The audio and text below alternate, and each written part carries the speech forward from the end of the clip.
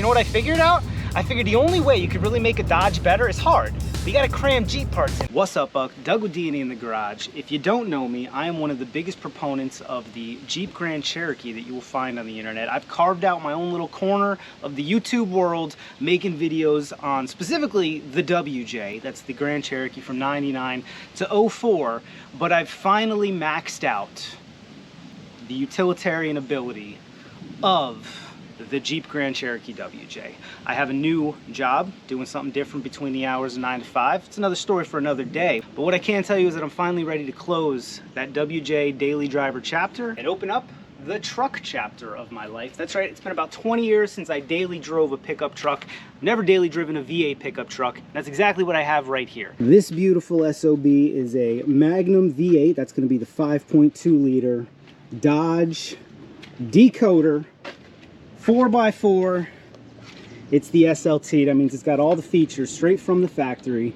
This beautiful bad boy is a 1996 with a 5.2 liter V8. She's got 132 miles on her. Hell, she's all mine now, but she's got some problems. Yep, it ain't all gravy on the new Dodge Dakota. It wouldn't be a D&E daily if it didn't need, well, a handful of things. And if I'm being honest with you, I had to do a handful of things before I could even drive her home. First and foremost being a brandy new radiator. This one was, well, ever so slightly on the downhill. And it had a big old break up here. But what I can tell you, something interesting. Real quick side story. When I bought this WJ, some of you will remember, it had a radiator crack in the exact same place. And I did a video on using the JB Weld radiator patch kit, and it did not work. Didn't work for me. This time I used the same patch kit and it did work. Let me drive the truck 20 miles home, did not overheat, did not break through that patch. What I did differently, I brought extra fiberglass. I did 3 layers. So if you're ever trying to patch a radiator with the JB Weld fiberglass, JB Weld high heat patch kit, go and get you some additional biaxial fiberglass mat and fix it like a boat. Do layers, getting small to big size patches. Anyway, that's just a side mission. We slammed that guy in real quick. I would have loved to do a video for you, but honestly, I just wanted to get the truck home. And the only other thing I did without y'all, the seat belts were annihilated, and I have no idea why, just the front ones. But I actually snuck to the junkyard the other day on a 100-degree day. If you follow me on Instagram, I put up a short about it, and we pulled some seat belt receivers. I tried to get them out of the only first-gen Dakota they had there, but that one didn't have any seats in it. So I figured out, well, I risked and then later figured out that the second-gen ones work just fine. So these seat belt receivers here are from a second-gen Dakota, and they fit absolutely just fine. In fact, I actually measured the brackets. The whole seat from the second-gen Dakota would have fit, and these seats don't work.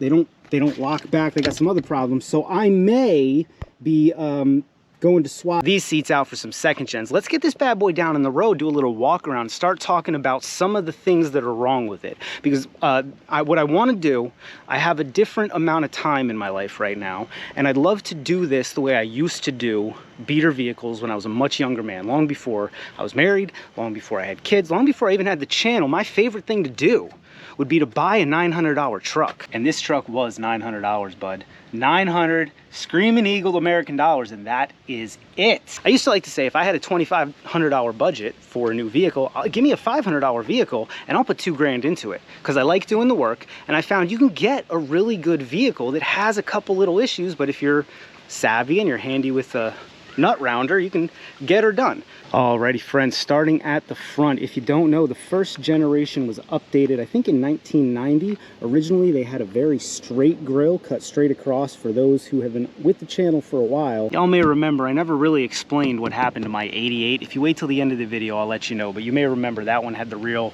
bullnose front. This is the same generation truck. They updated it in 91 to fit a bigger radiator in there and to fit the 5.2 liter, and thank God they did, because that is really what makes these trucks. Before that, the biggest motor you could get was the 3.9 liter V6. No comment.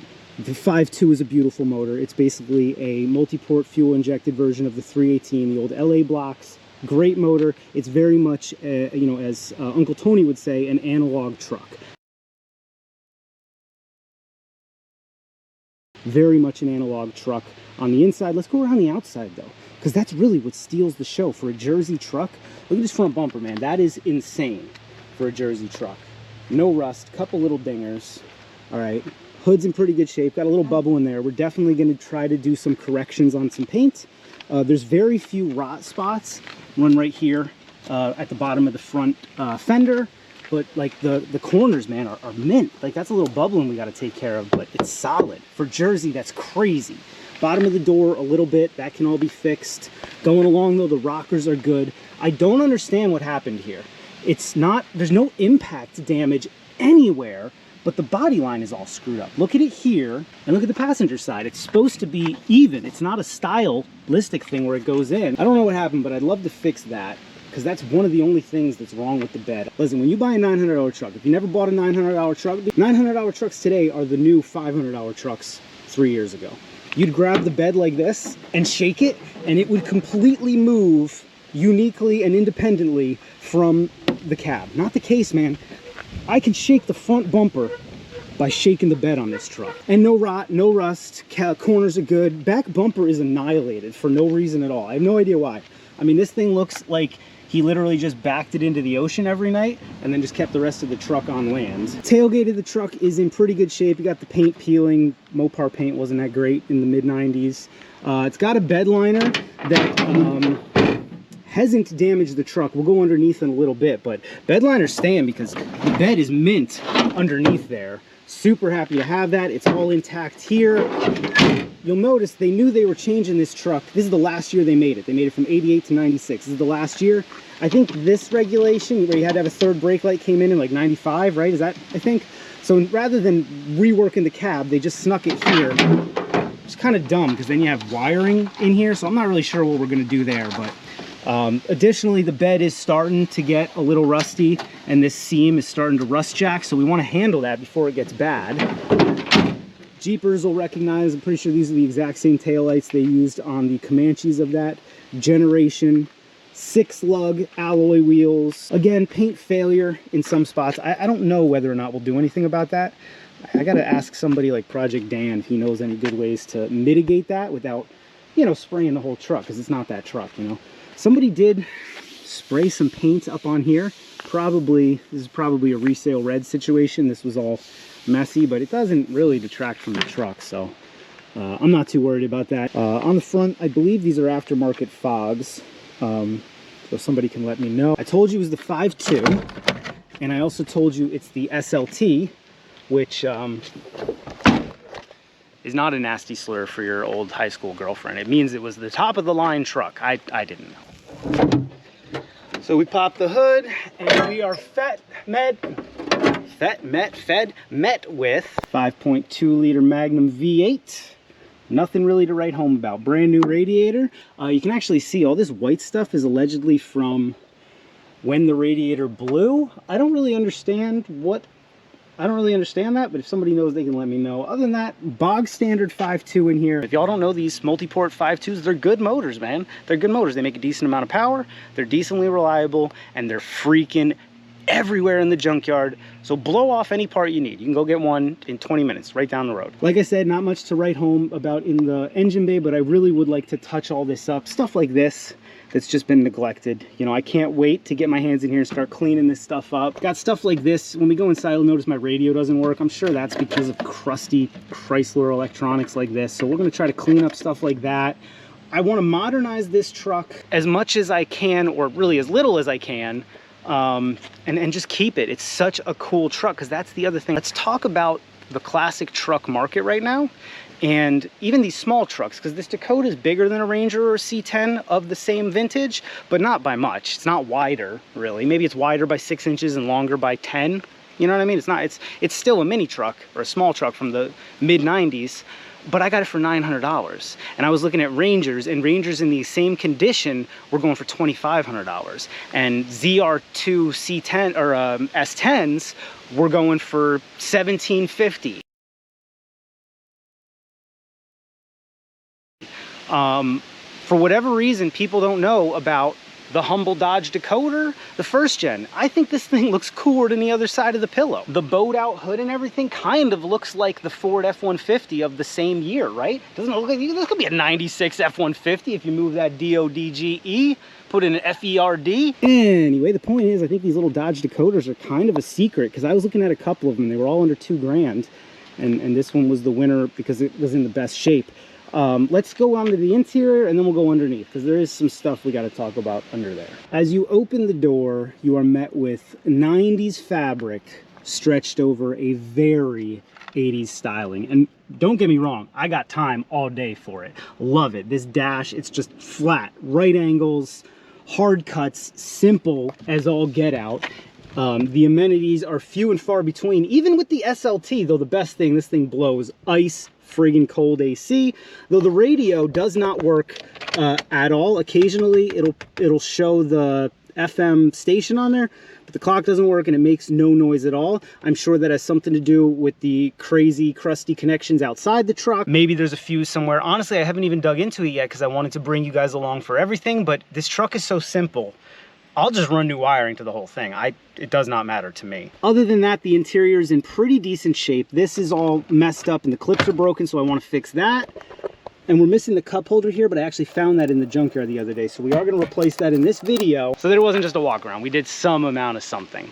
I mentioned briefly before, I'm not thrilled with these seats. They're not in the best shape, though they're not bad either, but they're all broken. This one doesn't lock, and the other one doesn't go all the way forward or slide, so it's kind of a pain in the butt to get the executive producers in right now. These pop up, and then under here are compartments that are currently full of, like, the jack is in here, and then all the tools are over there, but I may take those out at some point and use that for, like, recovery gear and stuff. But I love that these flip up the way they do. Of course, the ones in, like, the Ranger or an S10 of this time would be jump seats that come down from the side. Other than that, y'all know I do these headliners. I cannot wait to do this headliner. We're definitely going to do it on video. Leave me a comment down there in the squawk boxes. I am currently taking suggestions. What do y'all want to see on the headliner? Look at the truck. She's almost red, white, and blue, bud. Isn't she? Ooh, she is too.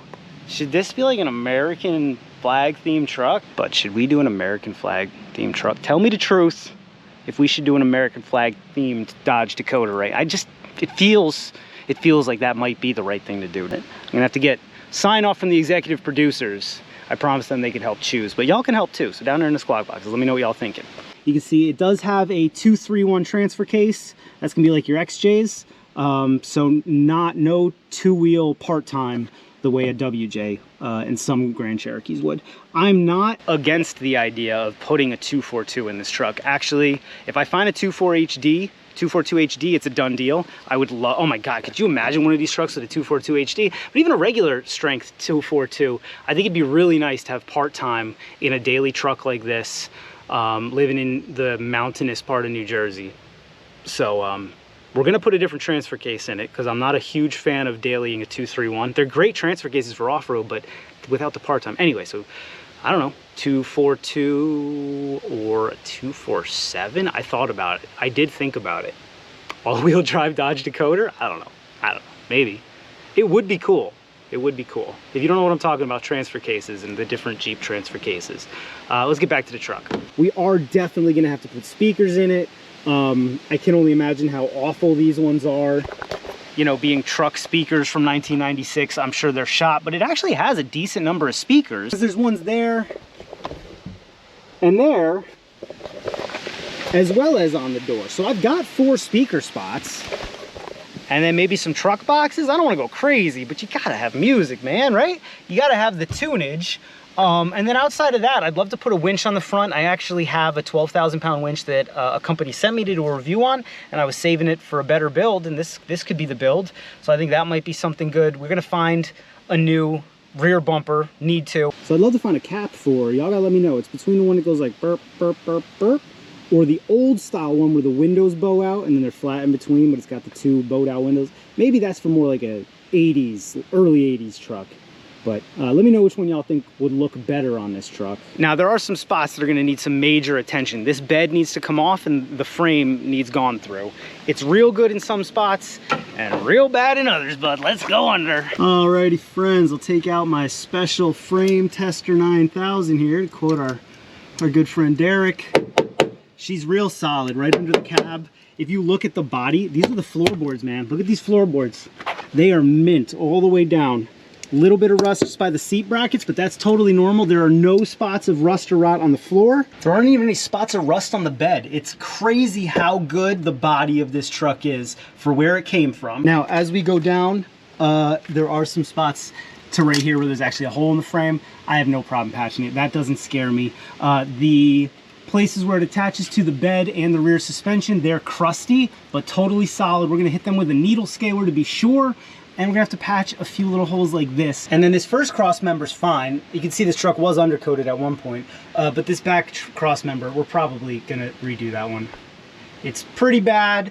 Take the bed off, but even the frame back here, you can see it's still got the undercoating on it in some places. It's crusty, but we'll needle scaler. What's really, really unfortunate are these shocks definitely need gone through. Now, it had a limited slip differential from the factory. There, you're looking at her in all her glory. But you can see she's pretty well neglected. Somebody cut the tag off, so I can't even confirm that it's still the factory diff, but we're gonna assume it was, and we're gonna give this thing some proper attention. It's not as bad now that I'm under here. I mean, it's not good, don't get me wrong, but it's not like those Chevy ones that Watch West Work gets, where he can put his finger right through the bottom. I mean, this is holding, so we could probably clean that cover up. Thank God. Plastic tank, don't have to deal with that. The tailpipe is completely Wi-Fi, so as I'm going down the road, I hear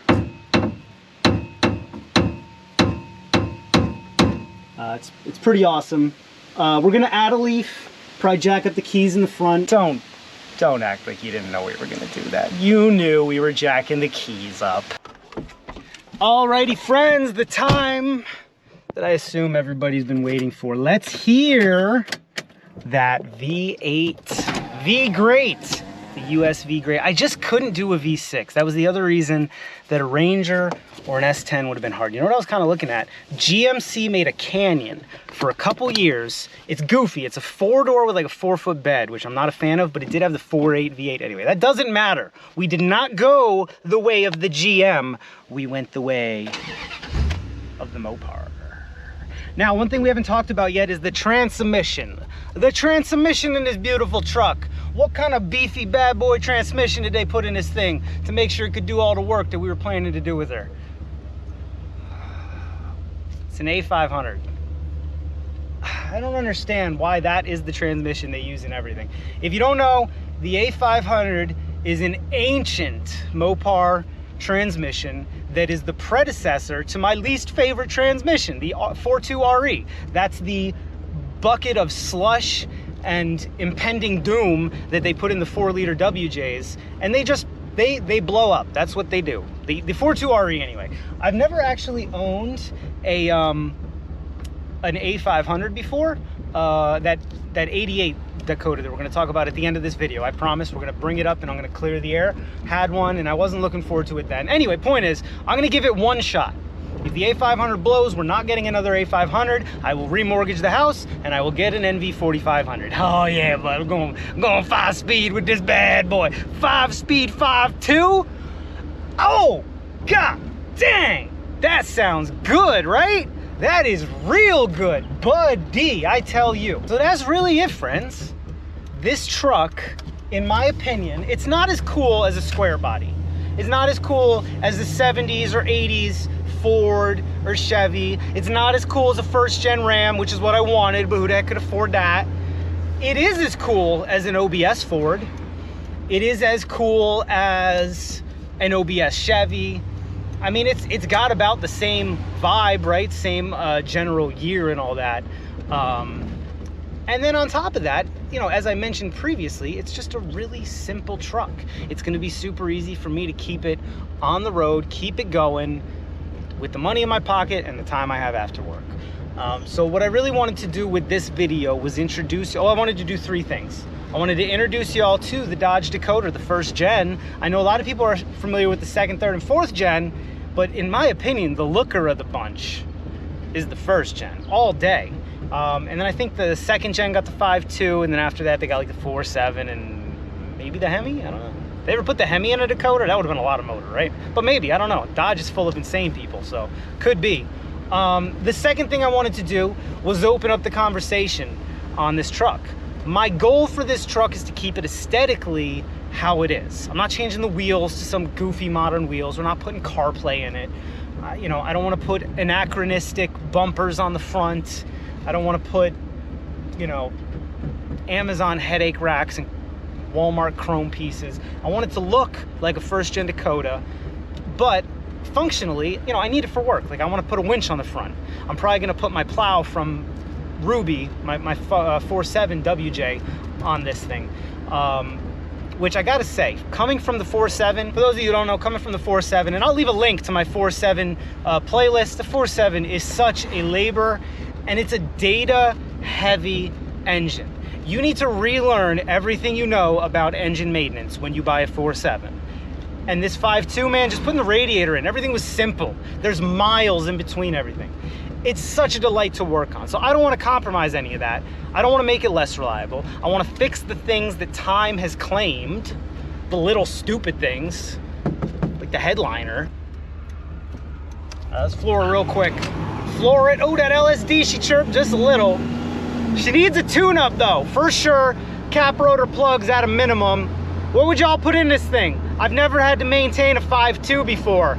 I'm guessing copper plugs, right? It's not gonna want any of that iridium crap. I was looking online, should I get thicker wires for it? Does that do anything? As a WJ guy, really, most of my vehicle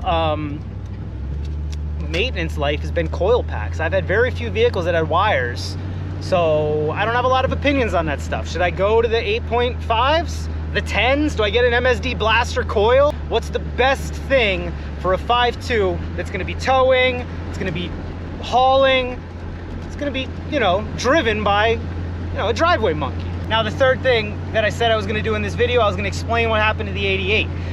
If anybody was watching the channel 3 years ago, I dragged home, actually a viewer gave me a 1988 Dodge Dakota first gen 3.9 liter V6. It was a beautiful, straight, rust-free truck. I was building, I had a 5.2 that I was building into a carbureted 318 from a 5.2 block. I was about halfway done with it.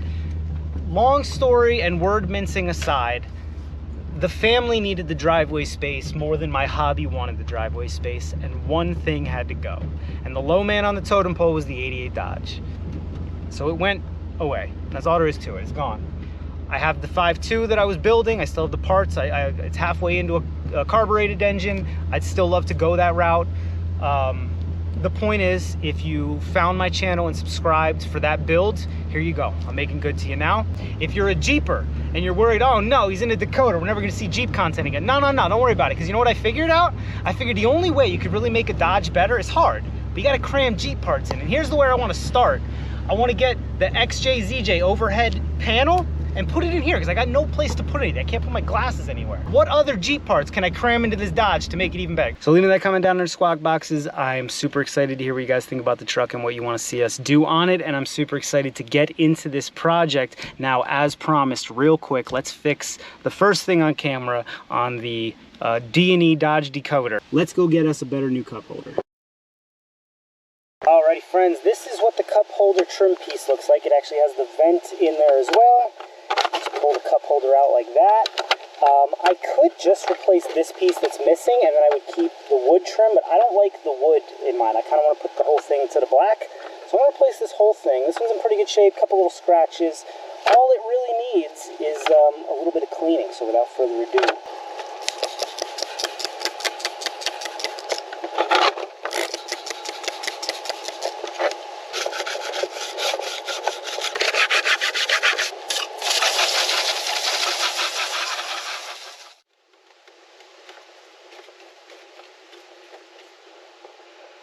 And there we go. A cup holder, which would not fit a single cup that I have, but a cup holder nonetheless. Alrighty friends, I can't tell you how excited I was to get this cup holder in there. The truck feels complete now. Again, though, it's way too small for me to ever use, but what are you going to do?